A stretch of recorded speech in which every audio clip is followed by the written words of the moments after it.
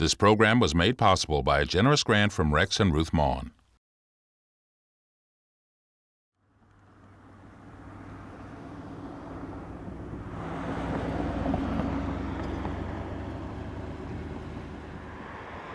You don't realize as you go along the waterfront like this that all this was homes, and as far as the eye can see, it's completely gone.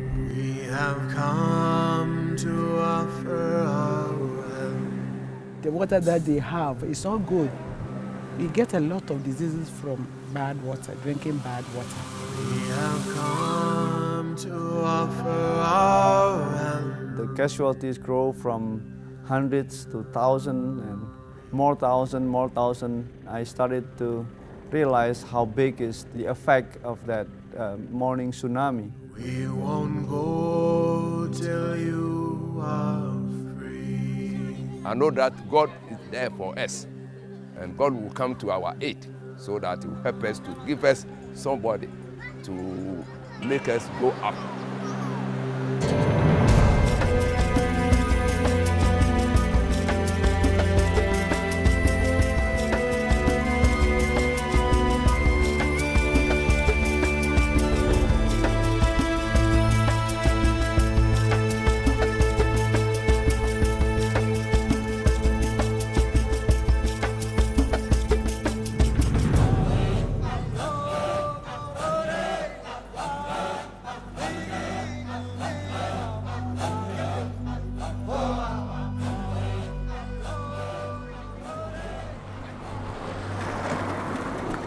The problem of suffering has plagued philosophers and theologians alike. War and natural disasters affect millions, leaving hundreds of thousands of people without a place to live or work. Of the 6 billion inhabitants of the world, approximately 2 billion lack access to clean water and 800 million live in hunger. Hundreds of thousands of people die from preventable or curable diseases each year, such as measles, polio, and leprosy. Of those that survive, many live out their lives with the crippling effects of these debilitating diseases.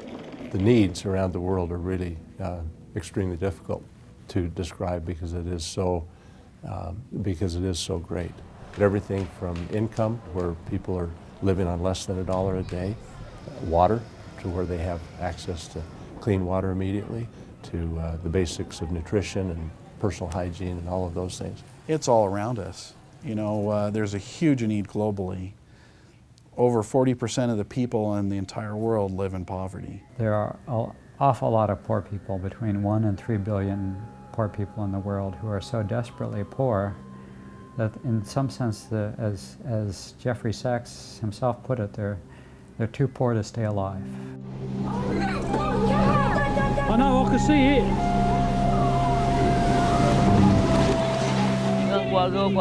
First time heavy earthquake, suddenly 3-time explosion inside the ocean. The water come. All his family are gone, hit by tsunami. His family, his friend, all hit by tsunami. Not so much change. He don't have a house.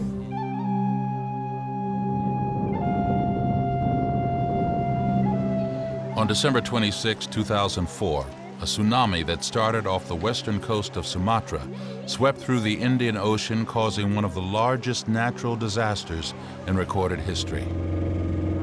Padat orang, ribe na orang, 2 ribe lebih. Ada nama manusia, pun yang kerja ada nama jejak, na orang 2 ribe lebih. Mak kita dah punya jalan 2 apa? Tak dong. Jadi tali tsunami-nya kiban kapai rambut dalam. Nya kamu dalam tsunami-nya kamu tak hancur rum. Hancur mendum.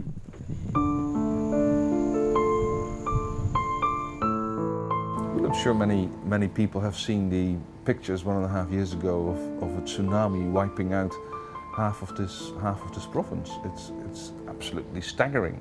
There's the phrase, "A picture's worth 1,000 words." And so we had seen the pictures from the news coverage, but the pictures in no way really did justice to what happened when you got on the ground, and geographically how broad it was. This covers thousands of miles of geography in Southeast Asia. When I first saw the numbers that were being reported, 12,000, 14,000, 20,000, 30,000, I thought, wow, this is a natural disaster of huge proportion. Within days, the numbers came in tenfold that. As it turned out, some 150, 200,000 lives were lost. The causes for suffering in the world are many, and disasters like this are often dubbed acts of God. For the Church of Jesus Christ of Latter-day Saints, with the knowledge of such suffering, comes the imperative to serve. The tsunami occurred on Sunday, December 26th, and the following week, the First Presidency sent a letter out that basically invited the members of the church to do two things for the victims of the tsunami. One, pray for them, and two, to make a generous contribution to the fast that month. And the excess funds that were contributed to the January 2005 fast were the preponderance of the funds that were made available for tsunami relief. But on their fish pond in the back, hopefully the contractor can work around that so it doesn't disturb their little fish pond in the back. These sacred funds donated by members worldwide are being used in dozens of projects throughout the 7 countries most affected by the tsunami. Well, the structure looks very solid. I think they've done a good job of putting the structure together. They're helping this family move into their new home and will rebuild this entire village, allowing them to move out of temporary barracks that they live in now and into permanent housing. Because of the quality wood and the quality construction, this boat will last maybe 3 times, 4 times longer than the traditional boat. And these boats that you're building now are the ones that are funded by Latter-day Saint Charity? Oh yes, these are all Latter-day Saint Charity boats. We've got 50 of these underway. These funds are building over 150 fishing boats for men like Junie, restoring industry to this devastated coastline. And they will rebuild schools so that this woman, Unonen, can send her children to school to receive an education. This is the heart and the soul of Christianity. It's the heart and soul of being a Latter-day Saint. And when a disaster strikes someplace in the world, the phones at church headquarters and other places ring off the hooks because people want to help their brothers and sisters. And the church provides a vehicle. Yet in this vast ocean of need, the millions of dollars offered by the church and its members are a mere drop in the bucket. Putting paint on it. I think the idea is that we will need to build from scratch in the order of 130,000 houses, yeah, which have been completely demolished by a tsunami. Yeah. On top of that come schools, on top of them come clinics, community buildings, mosques, and other religious buildings. So there's an enormous amount to rebuild. The work of tsunami relief for the church is the church's first real endeavor to do long-term disaster response. The fast held for the Asian tsunami was only the 2nd time in the church's history that it held a major fast for a specific purpose. In 1985, a terrible drought and famine struck sub-Saharan Africa.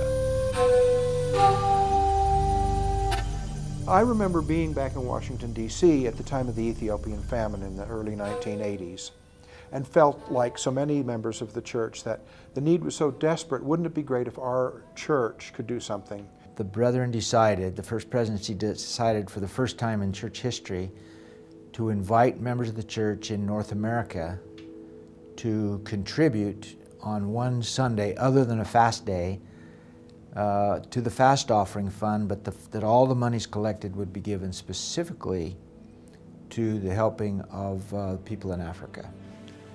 When hearts across the world were touched by reports of starving populations in Africa, we invited members of the church in the United States and Canada to observe a special fast day, abstaining from 2 meals and giving the equivalent value or more to aid these famine-stricken people.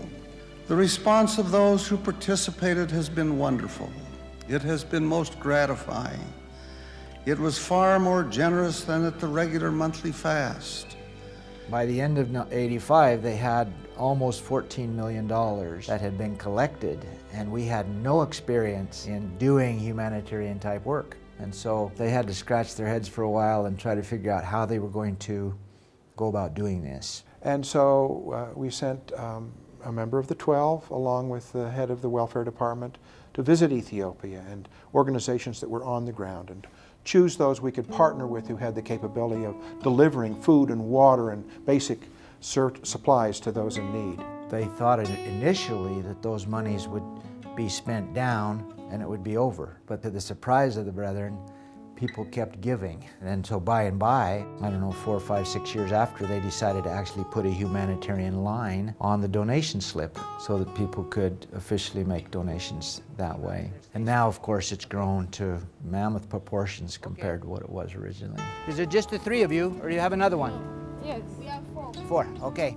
And that began a humanitarian effort that's carried on over these last 20 years. And you're going to go with us, right? Certainly, the mandate of the church is certainly to look after their own, number one. Number two is to reach out beyond their comfort zone and the bounds of membership to assist one another. Really, there are 3 separate efforts going on simultaneously. There's the welfare program, which deals primarily with members of the church, helping them, assisting them to help themselves. The second is humanitarian, which is an effort to help those who are not members of the faith.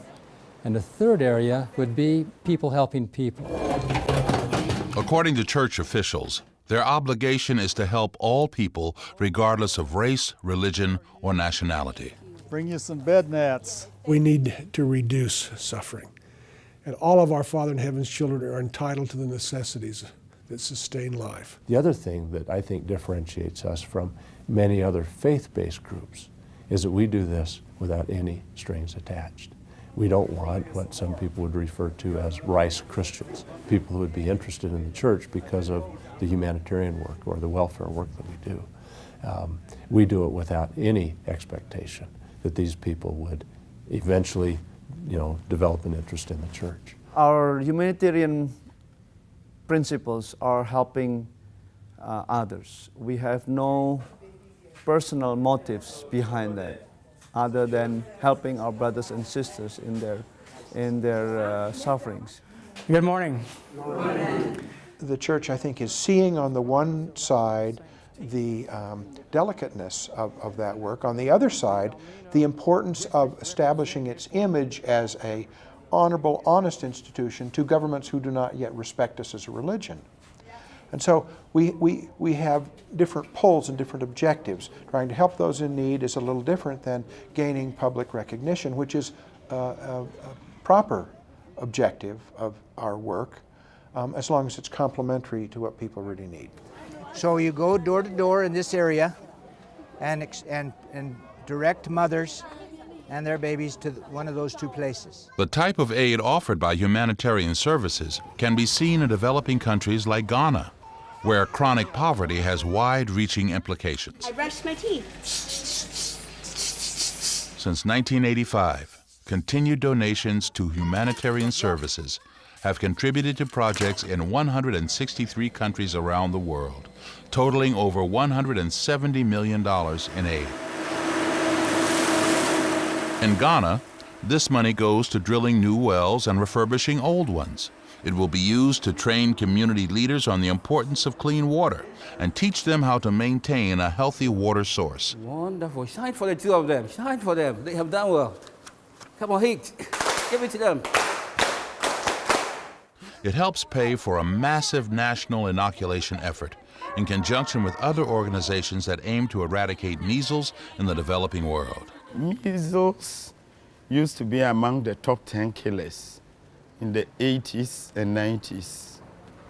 And maybe apart from malaria, it was a leading cause of mortality among children under 5. The money will also buy wheelchairs and restore mobility to hundreds of people throughout Ghana. Projects like these in Africa are not without challenges. Challenges that the Church of Jesus Christ attempts to address as they realize that serving others is much more complicated than simply handing out money. When you bring a community together and you introduce something new, whether it's knowledge or water, whatever it is, you create a new power in the community. Which community have bought any part since we came over?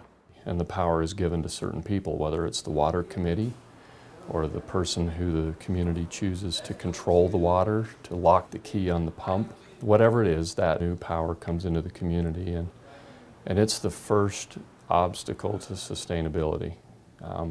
Can it be managed and handled appropriately by the community after we leave? It is hard. It's something that's very complex and requires some skills and knowledge and measurement of what's going on, and are we really helping?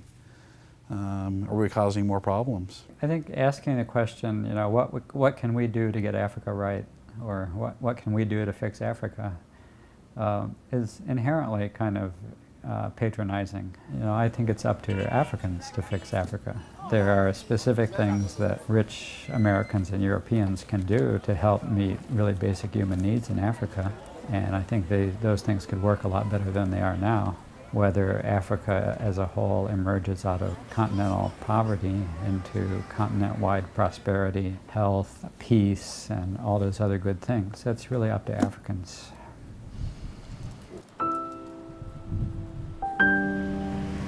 Well, we have a generator which supplies the facility. Yeah, this supplies it. I asked our area medical advisor if he had talked to any people. He'd been here quite a long time, and I said, have you talked to anybody that might be of interest to me to talk to? And he thought about it for a bit, and he said, you know, there's this one doctor down at Korle-Bu Hospital that I've kind of been impressed with, and he talked something about wanting to do something with audiology. Oh, really? Yes. Thank you. So I went straight to the office and met Ike and the other members of the team, who said they felt audiology was indeed a needy area in this nation and wanted a program facility established here which will form a base for further expansion. Press on this button. He wanted to have a full-service audiology center right there at Korle-Bu, so that his ENT department would have that resource to guide patients as they had a need for those services. All right, let's have you look over this way. That's the boy.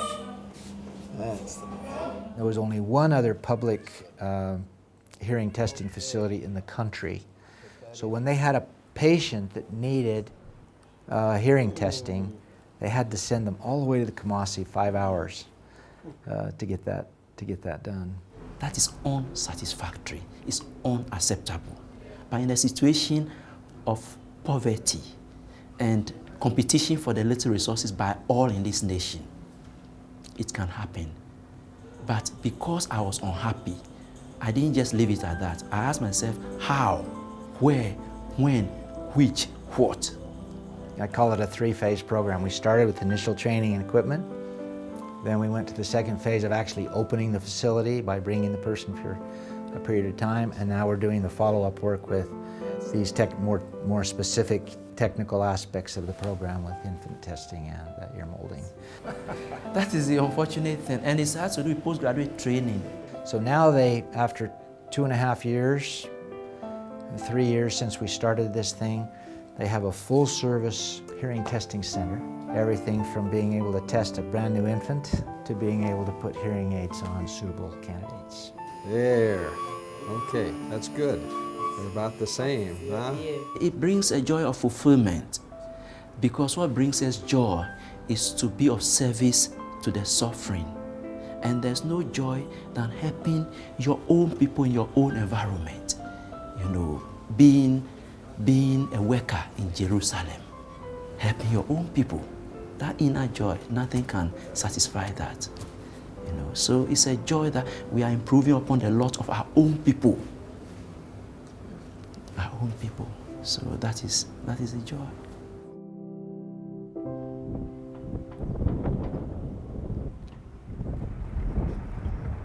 But you see that we're just driving, and the only thing that you see are the concrete slabs and the FEMA trailers are all that's left from a thriving community and an area of homes and businesses. On August 29, 2005, Hurricane Katrina struck the Gulf Coast of the United States. The eye of the storm and a 30-foot-high storm surge hit Waveland, Mississippi, causing the largest natural disaster in U.S. history. I've heard a lot of people compare it to, Hiroshima. We really didn't realize how bad it had actually been until we got here, and the front door had been blown in from the water. And I felt kind of stupid standing there with my key in my hand, to unlock the door, and it's laying in the living room. And there was mud everywhere. I mean, that was probably the worst bit of it. I mean, there was a foot of mud everywhere, and it was slippery, and it smelled terrible. Dead silence. Yeah, and it was absolutely silent.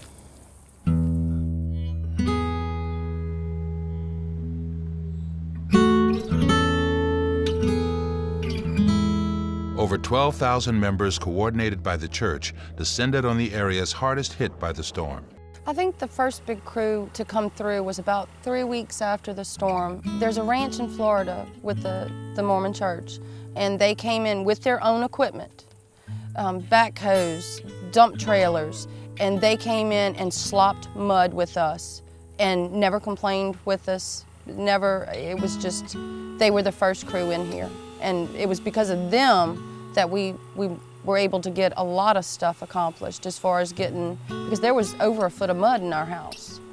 And it's not just mud, it's muck that wasn't very pleasant. And we were all covered in mud when we were finished, but they came for 2 or 3 days. Even though the church came and other relief groups came, they took care of the temporal needs like food and maybe clothing, water, being able to receive the things that they would use in daily life. Their homes weren't there, so they couldn't just go take a shower when they wanted. If you think about your own home, you can go to the bathroom whenever you want to, flush your toilet, you can wash your hands, you can take a shower, take a bath, whatever you wanted to. You can take your washing machine and you can wash your clothes. They didn't have that. Many of them still don't have that. 6 months after the storm, it became manifest of a lot of the problems that were going on in families and in individuals, emotionally and spiritually. They just shut down, and they need someone or something to come in and lift them up. It looks like there's quite a bit there in Waveland. There is. And so that's where the center of the storm went right over as well. With the cleanup effort exhausted, President Garrett coordinated with church priesthood leaders as well as LDS Family Services and began a major effort to rebuild the homes and lives of church members. The effort has called on members from congregations from as far away as Atlanta, Georgia. If you should find yourself hungry, whether you're unworthy, I will take from everything I have and feed you, Son of Man. The Church of Jesus Christ represents only a fraction of the aid offered worldwide, yet their unique approach sets them apart. In terms of NGOs around the world, we're in our very youth. On the other hand, we are uniquely qualified in a variety of ways that make us preeminent among all of the NGOs of the world. Most agencies, when there's a crisis, they'll go do their assessment and say, well, if we had money, we would do this, this, and this, but then they have to go find the money. The church goes in and says, we'd like to do this and this and this, and they've got stuff in the storehouse, in the humanitarian center. They got cash in reserve, and they can move today. They can move and do it. It's typical of the church's way of operating. We all have work, let no one shirk, put your shoulder to the wheel. The unique thing about it is that we can say that 100% of the donations that go to the Humanitarian Aid Fund go to serve directly the poor. It's stored in these buildings here, right? It's where you store the vaccines. To increase their reach, the church often partners with other groups, from large organizations like IOM, the Red Cross, and Islamic Relief Worldwide, to small charities like Aero, a three-man operation building boats and nets in Indonesia. The presiding bishopric over the past few years have been encouraging the field to do more with helping organizations to become better than they are and finding ways to go beyond just simple giving of things. 3, 2, 1. Perhaps the most striking characteristic of the humanitarian services is the large willing pool of volunteers ready to help. From the carpenter in Georgia to the full-time missionaries, these emissaries of hope offer strength to the weary hands that hang down. Oh, the first shall be the last, and the last shall be the first. Oh, the first shall be the last. I am my brother's keeper. Malimba. Yes, I am. The problems of suffering are persistent, and one organization cannot do it all. But with this vast army willing to help, there is hope.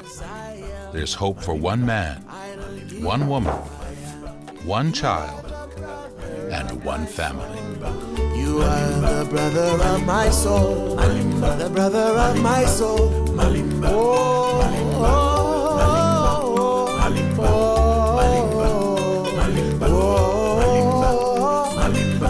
You are the brother of my soul.